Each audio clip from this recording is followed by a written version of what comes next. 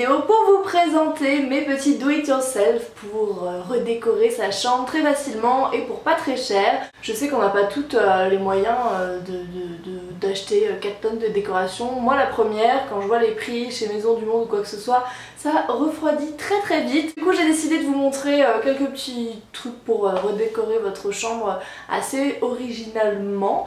Voilà, n'hésitez pas à m'envoyer vos créations si vous reproduisez ou si vous vous inspirez de ce que je vais vous montrer dans cette vidéo. Taguez-moi sur les réseaux sociaux, Twitter, Instagram, même Facebook, et je serai ravie de pouvoir voir vos magnifiques créations, les retweeter, les partager, etc. J'espère donc que cette vidéo va vous plaire, je vous laisse avec la suite. Pour le premier do it yourself, vous aurez besoin de bocaux en verre, de paillettes, de peinture phosphorescente et d'un petit truc qui va vous servir à faire des points. Personnellement j'avais des glow sticks sous la main, du coup ça faisait une jolie forme, mais vous prenez vraiment ce que vous voulez. Tous les liens des articles seront en barre d'infos avec le nom des magasins où vous pouvez les trouver. Pour la première jarre, on va utiliser la peinture et les paillettes. Personnellement j'ai pris une peinture verte, mais vous prenez la couleur que vous souhaitez. On commence simplement par verser les paillettes, j'en ai mis donc 3 petits pots, après voilà, ça dépend de la taille de votre jarre. On ajoute la peinture phosphorescente, on ferme bien comme il faut et on secoue très fort jusqu'à ce qu'on obtienne ce résultat là. On vient ouvrir le bocal, le mettre sous une lampe et voilà le résultat. Dans la nuit c'est encore plus beau, c'est vraiment beaucoup plus brillant, là en vidéo ça ressort pas aussi phosphorescent. Pour la deuxième, on reprend pareil la peinture, sauf que cette fois-ci on va utiliser le glow stick parce que ça va nous servir à faire des petits points. Donc on se sert du couvercle pour mettre la peinture et c'est parti pour faire plein de petits points à l'intérieur. N'hésitez pas à faire des points un peu épais, c'est-à-dire à repasser plusieurs fois avec la peinture. Voilà ce que ça fait dans la nuit. Encore une fois, c'est vraiment moins joli en vidéo qu'en vrai. En vrai, c'est juste sublime.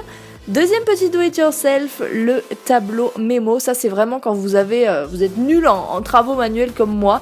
Vous avez juste besoin de pinceaux, de peinture, d'un tableau et d'un pochoir. Vous pouvez aussi le faire à la main, je vous ai montré les deux façons.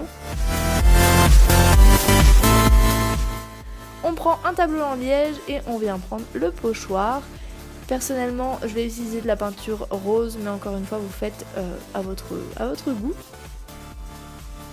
Je mets de la peinture sur mon pinceau et je viens écrire ce qui me passe par la tête. Soit vous en faites un tableau mémo comme moi je suis en train de faire, soit vous pouvez tout simplement avec plein de peintures différentes écrire des mots sur le tableau en liège, plein de petits mots, ce que vous voulez, et ça va vous faire un espèce de tableau en fait qui sera décoré par vous-même.